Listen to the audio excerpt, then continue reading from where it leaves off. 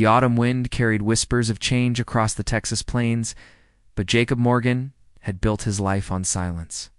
His weathered hands gripped the fence post as he watched the dust cloud rising from the town road, knowing it meant trouble. Trouble always came in clouds of dust. At 42, Jacob had carved out a solitary existence on his ranch, 20 miles from Millfield. The townspeople called him the Hermit of Horse Creek, and he preferred it that way. They didn't know about the nights he lay awake, haunted by memories of a woman's laughter and the weight of choices that had driven him into exile. They didn't know about Sarah. The rider approaching his gate wore a badge that caught the dying sunlight. Sheriff Tom Bradley dismounted with the heavy movements of a man carrying unwelcome news. "Jacob," Tom called, removing his hat. "Need to talk to you?" Jacob remained silent, waiting. Words had failed him once before, and he'd learned to trust silence more than speech. "There's an auction tomorrow in town," Tom continued, his voice strained. "Banks selling off the Morrison place. Everything goes under the hammer." He paused, studying Jacob's face, including the people. The words hit Jacob like a physical blow, even 5 years after the war's end. Some things hadn't changed in their corner of Texas. The Morrison plantation had been struggling since Reconstruction began. And now, the bank was liquidating everything, including the children born to former slaves who had nowhere else to go. "Why are you telling me this?" Jacob's voice came out rusty from disuse. Tom shifted uncomfortably. "Because there's a baby, Jacob. A little boy, maybe 6 months old. His mama died in childbirth, and his daddy." Tom shook his head. "Nobody knows who his daddy is. The other folks heading to auction, they're adults. They can work, earn their freedom again eventually. But this baby—" Jacob turned away, but Tom pressed on. "I know what happened between you and Sarah. I know why you left town. But Jacob, if someone doesn't bid on this child, he'll die. Simple as that. And I can't." Tom's voice cracked. "I can't let that happen. Not when I know there's at least one person in this county with enough money and enough heart to save him." Psst. Sheriff's words hung in the air like smoke from a dying fire. Jacob closed his eyes, and suddenly he was back in Millfield 7 years ago, standing in the church vestibule in his best suit, waiting for a bride who would never come. 7 years earlier, Sarah Elizabeth Whitmore had been the school teacher's daughter, 24 years old, with honey-colored hair and eyes the color of wildflowers. Jacob had been the successful young rancher who'd fallen helplessly in love with her gentle spirit and fierce intelligence. They'd courted for 2 years, walking together through the cottonwoods by the creek, sharing dreams of a future filled with children and laughter. Sarah had a way of seeing the good in everyone, even the former slaves who'd settled in shanties on the edge of town. She'd taught their children to read in secret, risking the wrath of the town council. "Oh, love isn't something you choose based on what others think is proper," she'd told Jacob one evening as they sat on her father's porch. "It's something that chooses you." The night before their wedding, Sarah had come to him in tears. Her father had discovered her teaching activities and threatened to disown her if she continued. Worse, he'd arranged for her to marry Congressman Whitmore's nephew from Osceola Union that would secure the family's financial future. "I won't go through with it," she'd whispered against Jacob's chest. "We'll leave tonight. We'll go west, start over." But Jacob's pride had been wounded by her father's rejection, and his fear of taking her away from everything she'd known had paralyzed him. "Maybe your father's right," he'd said, the words tearing from his throat like barbed wire. "Maybe you deserve better than a simple rancher." Sarah had pulled away from him, her eyes wide with disbelief. "Jacob Morgan, if you believe that, then you don't know me at all." The next morning, she'd married Richard Whitmore Jr. in a ceremony that felt more like a funeral. Jacob had left town that same day, unable to bear the sight of her in another man's arms. Now, standing in the gathering twilight with Tom's words echoing in his ears, Jacob felt the old wounds reopening. He'd built his isolation carefully, stone by stone, to keep the pain at bay. But some walls weren't meant to stand forever. "What's the baby's name?" he asked quietly. "Samuel. They call him Little Sam." Jacob nodded slowly. Samuel. It meant heard by God in the old language. Maybe it was time to start listening again. "I'll be there," he said. Tom's relief was visible. "Jacob, I just go." "Tom, I'll be there." After the sheriff left, Jacob walked to his house, a simple structure he'd built with his own hands, sturdy but empty. He'd never bothered with pictures on the walls or flowers in the garden. What was the point of beauty when there was no one to share it with? That night, he sat on his porch and watched the stars emerge. Thinking about the child who would face the auction block tomorrow, he's somewhere in town. Little Sam was probably crying for his dead mother, surrounded by strangers who saw him as property. Rather than promise, Jacob had failed Sarah when it mattered most. He wouldn't fail this child. The auction was held in the town square, a grotesque theater of human commerce that made Jacob's stomach turn. A crowd had gathered, mostly farmers and businessmen looking for cheap labor, their faces hard with the arithmetic of profit and loss. Jacob arrived late, deliberately. He'd learned long ago that timing mattered in negotiations, and this was the most important negotiation of his life. He tied his horse to the hitching post and scanned the crowd, looking for familiar faces.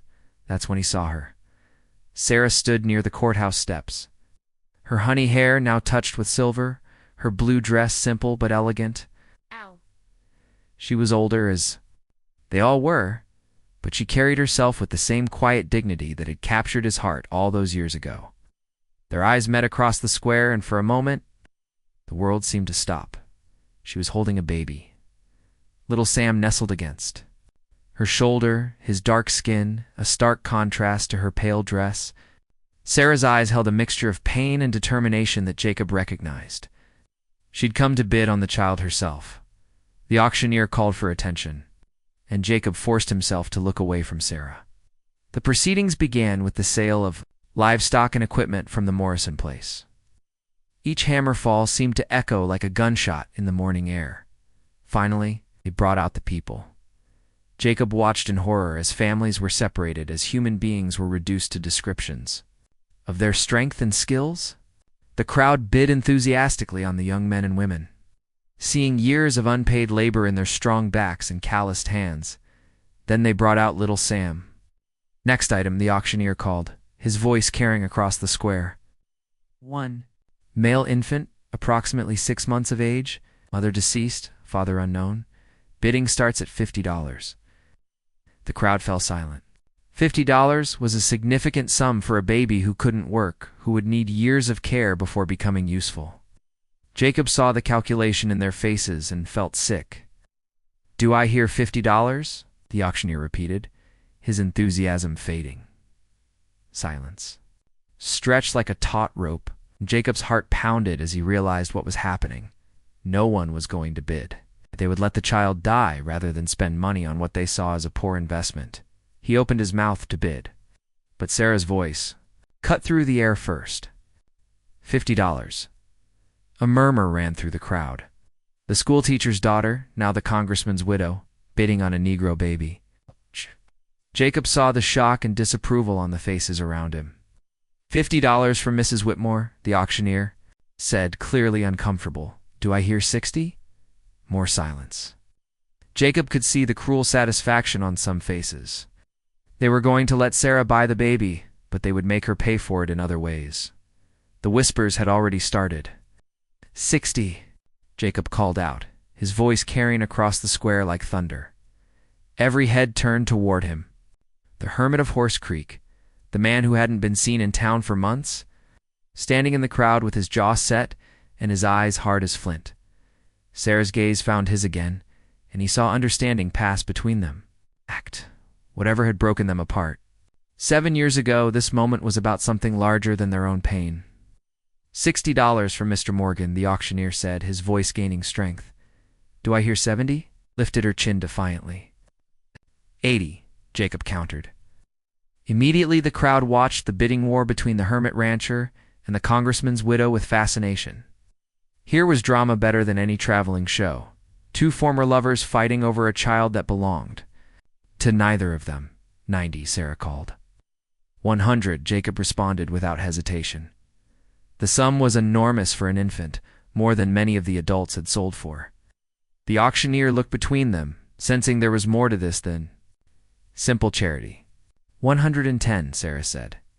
Her voice steady. Despite the financial strain, Jacob knew this represented Jacob had more money. But he also had something more important. He understood what Sarah was trying to do, was taking a stand, using her position as a white woman to protect this child, but the cost would be her place in society. The town would never forgive her, unless someone else took the burden from her shoulders. $200, Jacob announced. The crowd gasped. $200 was more than many men made in a year. Sarah stared at him, her eyes wide with shock and something that might have been gratitude. $200 from Mr. Morgan, the auctioneer said, his voice barely concealing his amazement. Do I hear 210? Sarah remained silent, understanding Jacob's gift for what it was. He was giving her a way out, taking the child and the community's judgment onto himself. Going once, ... going twice. Sold to Mr. Morgan for $200. The hammer fell with a finality that seemed to shake the very foundations of the town square. Jacob walked forward to pay, his legs feeling like they were made of lead. What had he just done? He knew nothing about caring for a baby, especially not alone on his isolated ranch, as he counted out the bills. Sarah approached with little Sam still in her arms. Jacob, she said softly, her voice carrying years of unspoken words. He looked at her, really looked at her for the first time in 7 years. There were lines around her eyes now, and a sadness in them that hadn't been there before. But she was still Sarah, still the woman who'd seen good in everyone. He'll need things, she said, adjusting the blanket around the baby. Milk, proper clothes, someone who knows about caring for infants. Jacob nodded, suddenly overwhelmed by the magnitude of what he'd undertaken. I don't know what I'm doing, Sarah. For the first time that day, she smiled. None of us do, Jacob, but love finds a way. She placed the child in his arms, and Jacob felt something shift inside his chest. Little Sam looked up at him with dark, curious eyes, completely unaware that his life had just changed forever. There's something else, Sarah said quietly, glancing around to make sure they weren't overheard. About his father. Jacob's attention snapped back to her. You know who he is? Sarah's face colored slightly. Richard and I, we never had children. He couldn't, but he had needs, and there was a young woman at the Morrison place. Her name was Grace. The implications hit Jacob like a physical blow. Little Sam was the congressman's son, abandoned and sold like property because of the color of his skin. Does anyone else know? He asked. Grace told me before she died. She made me promise to look after her boy. Sarah's voice caught. Died 6 months ago, never knowing he had a son. Jacob stared down at the child in his arms, understanding now why Sarah had been so desperate to save him. This wasn't just about charity or doing what was right. This was about family, about making up for the sins of the past. Come to the ranch tomorrow, he said quietly. Help me figure out how to take care of him. Sarah hesitated. Jacob, if I'm seen at your place, people will talk. Let them talk, he said, surprising himself with the firmness in his voice. This boy needs both of us. The next morning, Jacob woke to the sound of crying. Little Sam had spent a restless night, and Jacob had gotten perhaps 2 hours of sleep. He'd tried feeding the baby cow's milk, but Sam had rejected it. Growing more distressed with each attempt, Jacob was pacing the kitchen, bouncing the screaming. Infant and wondering if he'd made a terrible mistake when he heard horses approaching. Through his window, he saw not just Sarah, but a wagon train stretching back toward the road. He walked outside with Sam still crying in his arms and stopped in amazement. 50 people, all of them former slaves from various plantations around. The county stood in his yard. Men, women, and children, all looking at him with a mixture of hope and determination. Sarah climbed down from the wagon seat, carrying a basket of supplies. I hope you don't mind, she said. Word got out about what you did yesterday. These folks wanted to come help. An elderly woman stepped forward, her white hair covered by a colorful head wrap. Mr. Morgan, I'm Mama Ruth. I delivered more babies than I can count, and I raised 6 of my own. That child needs proper milk, not cow's milk." She reached for Sam, and Jacob hesitated only a moment before placing the baby in her experienced arms. Within minutes, Mama Ruth had Sam drinking from a bottle she'd prepared, his cries fading to contented murmurs. "How?" Jacob asked, amazed. "Goats. Milk, warmed just right, with a touch of honey," Mama Ruth explained. "Closer to mother's milk than what you get from a cow." A younger man stepped forward, hat in his hands. "Mr. Morgan, I'm Joshua. Heard you got a big spread here, but you work it all alone. That's hard living for a man with a baby to raise." Jacob looked around at the faces surrounding him, seeing hope and determination in every one. "I can't pay you much," he said honestly. "Maybe room and board, and what little cash I can spare." "We ain't looking for wages," Joshua said. "We're looking for a chance to build something. A place where our children can grow up free, where we can work our own land eventually." Sarah stepped closer, her eyes bright with unshed tears. "Jacob, what? If we created something new here, a community where color doesn't matter, where everyone has a chance?" Jacob looked down at little Sam, now peaceful in Mama Ruth's arms, then around at the faces of the people who'd come to help. He thought about the walls he'd built around his heart, the isolation he'd chosen over the risk of being hurt again. "There's a lot of work to do," he said finally. "The bunkhouse needs repair. We'll need more housing, and winter's coming." "I'm not afraid of work," Joshua said, and murmurs of agreement rose from the crowd. Jacob nodded slowly. "Then let's get started." Next month's transformed Horse Creek Ranch in ways Jacob had never imagined. What had been a solitary operation became a thriving community. The former slaves worked with a dedication born of hope, building homes, expanding the fields, creating something that had never existed before in that part of Texas. A place where the color of a person's skin mattered less than the content of their character. Sarah came every day. Officially to help care for little Sam, but Jacob knew there was more to it than that. She'd thrown her lot in with his impossible dream, and the town had responded predictably. She was no longer welcome at the Ladies' Society meetings, no longer invited to social gatherings.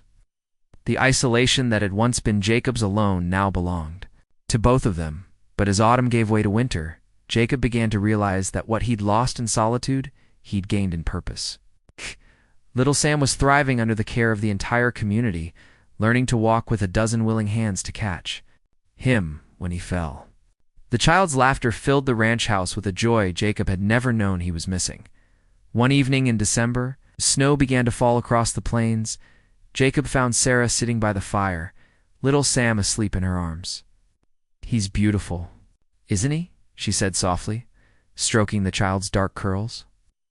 "Yes," Jacob agreed, but he wasn't looking at the baby. He was looking at Sarah, seeing the woman he'd fallen in love with all those years ago.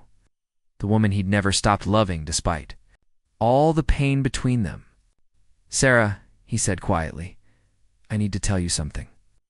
She looked up at him, her blue eyes reflecting the firelight. "That day 7 years ago, when you asked me to run away with you, ... He paused, gathering courage.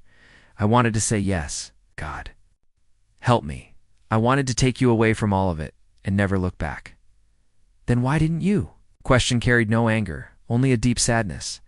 "Because I was afraid," he admitted. "Afraid I wasn't good enough for you. Afraid I'd ruin your life. Afraid of what people would say." He laughed bitterly.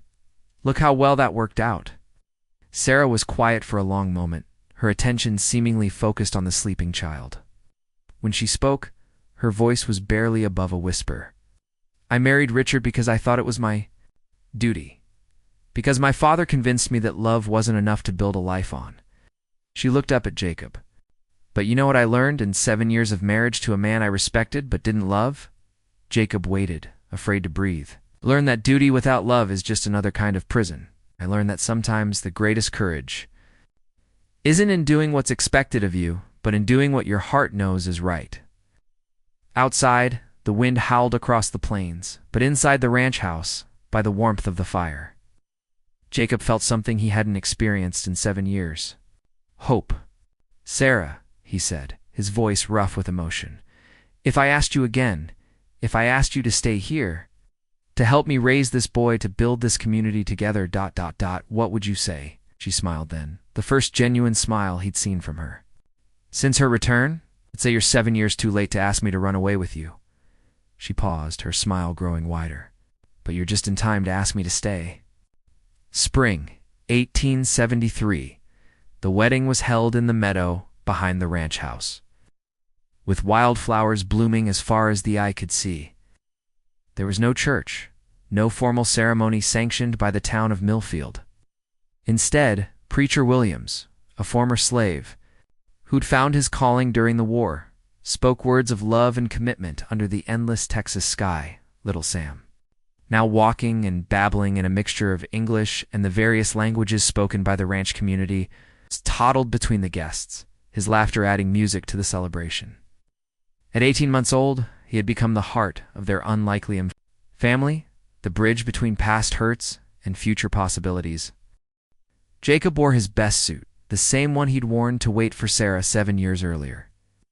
But this time, she walked toward him across the meadow, her simple white dress flowing in the spring breeze, her eyes holding only love and certainty.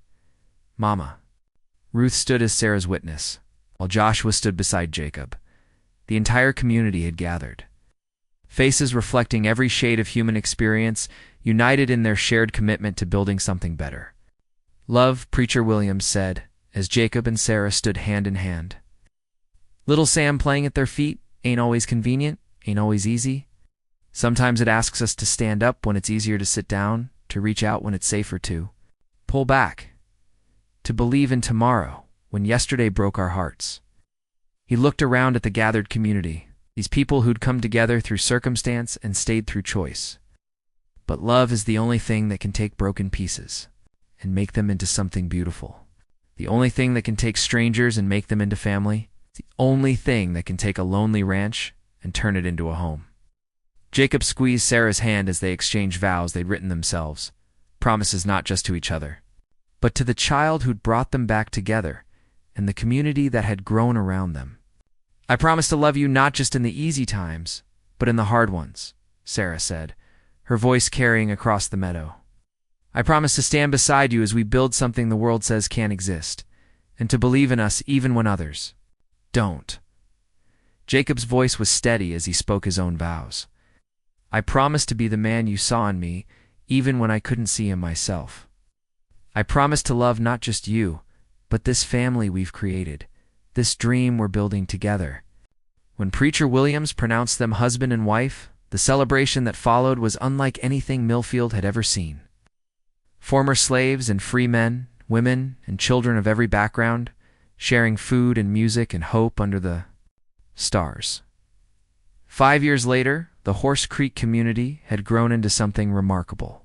What had started as a desperate attempt to save one child had become a model for reconstruction that drew visitors from across the country. The ranch now supported 50 families, with its own school, church, and general store. Little Sam now, 6 years old, ran through the fields with a pack of children of every color, their laughter echoing across the plains. He called Jacob Papa and Sarah Mama, but he also had Mama Ruth, who told him stories of Africa, and Joshua, who taught him to work with his hands, and a dozen other adults who'd helped raise him. Sarah had established a school that was integrated. Long before such things were common, teaching children to read and write regardless of their background, Jacob had expanded the ranch to include farming, cattle, even a small manufacturing operation that produced goods sold as far away as Dallas. But the greatest change was in Jacob himself. The lonely, bitter man who'd hidden from the world had become a leader, someone others looked to for guidance and hope. The community had saved Little Sam, but in many ways Little Sam had saved them all. One evening, as Jacob and Sarah sat on their porch watching their son play with his friends, a rider approached from town. Jacob recognized him as one of the newer settlers, a man named Peterson, who'd been skeptical of the community's mixed-race population. Mr. Morgan, Peterson called as he dismounted. I wanted to thank you.